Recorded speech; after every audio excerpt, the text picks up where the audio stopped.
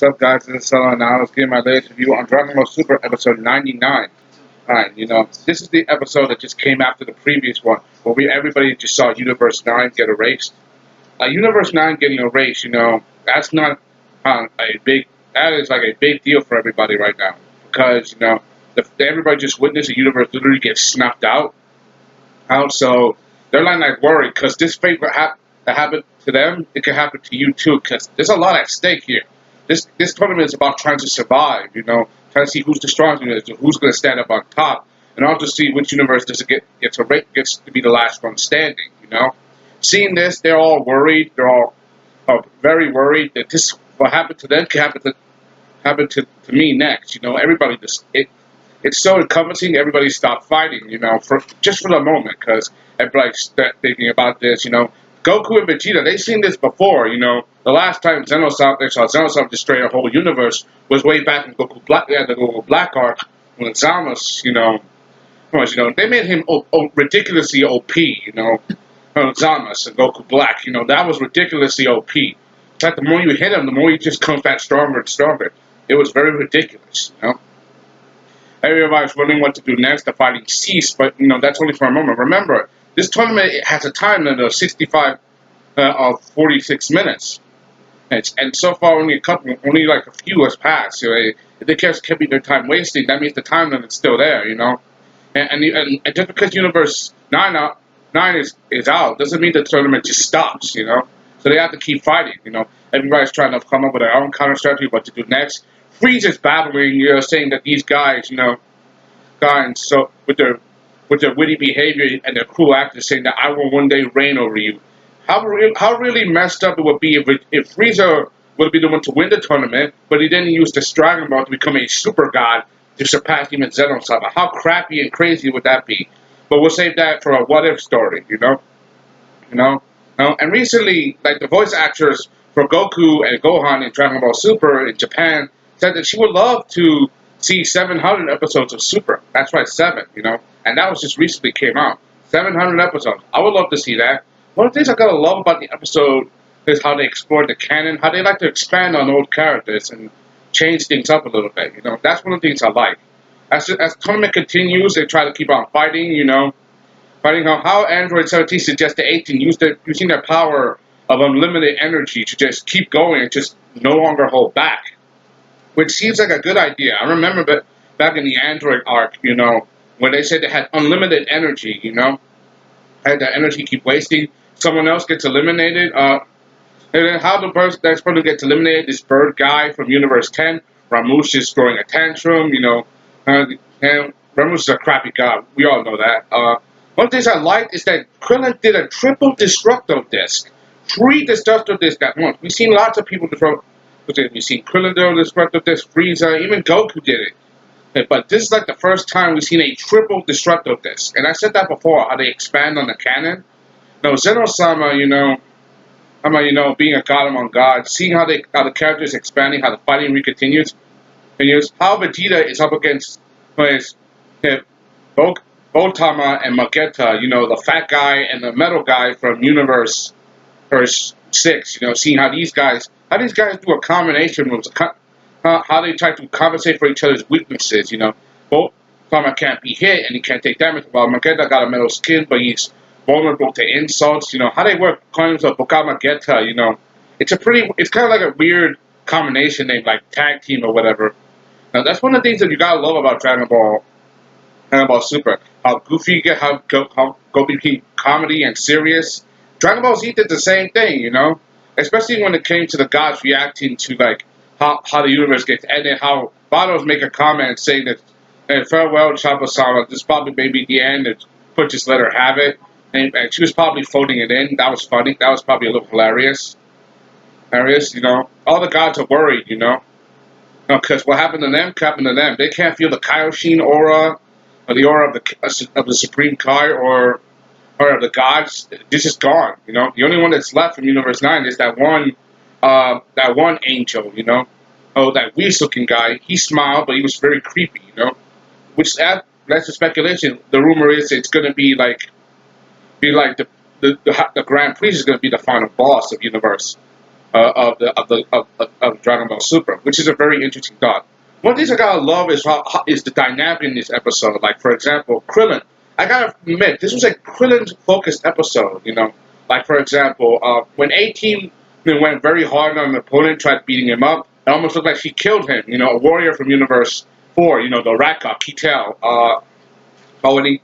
But it was just like it was like if she killed him, that she's disqualified. You know, but it turns out he was just playing dead. He tried to knock her off. You know, you see a whole bunch of purple energy blasts, but Krillin comes in and saves the day. You know, he laughs a little bit. You know, that was a very good epic hero moment. I really love how they did it. You know, how they did that. Krillin, you know, coming in last minute to save his wife. You know, that was a pretty epic moment. You know. And together they work up and they do this remarkable tag team, kind of like this energy volleyball. As 18 throws an energy, he throws it back at her, and he throws it back at him, slowly making it stronger and stronger until they finally knock that one wolf guy out, you know, which is pretty intense, you know. However, seeing this, everybody's like this is like his moment of victory. That's one of the advantages of this Tournament of Power arc, you know. Now, multiple enemies can literally gang up on you and take advantage and try to beat you up. That's the best advantage and the worst advantage at the point, like a double-edged sword. That's one of the best things about this Tournament of Power. It's like as long as you don't kill anybody, don't just follow the rules. Rules knows you can win this and just throw somebody off. You know, that's one of the like the best advantages of this tournament. However, the problem is it's survival of the fittest. So just no matter how badass you fight, I you will get erased if you lose. You know, so basically, it's not that you die; you just get erased. Like there's nothing left of you. No soul, no body, no soul, no nothing. It's just gone. I really love the tag team in this division. Like you know, and Krillin, he was up against his opponent, like this Fox guy. Like this Fox guy used like his power. Like apparently he is blinded. You know, when Krillin tried to use this Solar Flare times 100. It kind of reminds me of Kaioken Triumphs 100 from Dragon Ball GT. I love that they slipped in an Easter egg for that, even though it's technically not canon. Now, I don't know if that technically is an Easter egg, but that's what I think. I think as a guy who watches both, you know. Seeing how the situation is, the comedy, hey, they really did work well as a combo move, you know, 18. Well, the fact that he did that, you know, that he's blinded and he's able to detect his opponents by smell, you know. That he's able to heighten his senses like that. I've seen that in other fighters and other anime, you know. And like the fact that he lost his sight only to enhance himself by his sense of smell or to detect one's presence or energy, that's not uncommon. It's kind of similar to what happened with Gohan. You know, he got blinded by poison from Universe 9, and he was able to feel with his energy. It was also particularly harder for him because he had to go Super Saiyan, which drains energy. But now he's probably way stronger than that. If he tried to close his eyes now, he probably have a much stronger grip than he has before. And he hasn't gone Super Saiyan since. And so a lot of fans are guessing he's going to be Super Saiyan God, you know. But, you know, I want to see that, Super Saiyan Blue for Gohan. But, you know, we'll just wait to the last minute, you know. Seeing this, how they handled the situation, how they dealt with it, it was pretty good how they did it, you know. Just this guy, this Fox guy, his one weakness was his sense of smell, you know. The thing is, how Krillin took off his shoe and the guy smelled it, and only to have him like become overwhelmed by the stench, like the stink, literally overwhelmed him, which is pretty funny. Hey, I gotta admit that's funny, you know. The stink overwhelmed him. That for me is hilarious, you know. Having overwhelmed by the stink of it, that just made me laugh. Straight up made me laugh. But things and it was going good. They celebrated. And then they were on guard. You know, it was a good moment. Only to have himself be knocked off by Frost, by this Frieza wannabe. This Frieza wannabe is the one that's not Krillin off. You know, which is pretty damn a shame. And I like Krillin. This was his epic moment. And now that he's gone, like he's the first Universe 7 to be knocked out. I mean, and they just have it in a he literally had his hero moment. Only have the rug literally snagged out from under it and screwed over, you know. And he came up good as he got, fighting for his wife, doing tag teams, dodging attacks. He even defeated that Fox guy. He was clever. And my favorite moment still got to be like the triple Destructo disc, you know. And he can be smart. Trigon may not be the strongest warrior, but he can be smart. You know, that's something I learned. You know, no, like brawn doesn't beat all the time. Brains do. You know, no, no, and no that. But the thing is, this tournament is now continuing. Now he's now the first to knock out. And Beerus and the Green Cod, they're like super mad that he's the first to get knocked out, which is a pretty damn shame. And this happened because he got distracted because he was celebrating with his wife. Oh, and Frost just up and disappeared like out of nowhere, which pretty much sucks, you know. Which makes him like the first, you know. You know. Now that they're down to 9 warriors, now it's up to Goku, Boo, Frieza, Vegeta, Piccolo, Gohan, Roshi, Tien, and the rest to like pick up the slack where they left off, you know, which is a pretty damn shame, you know.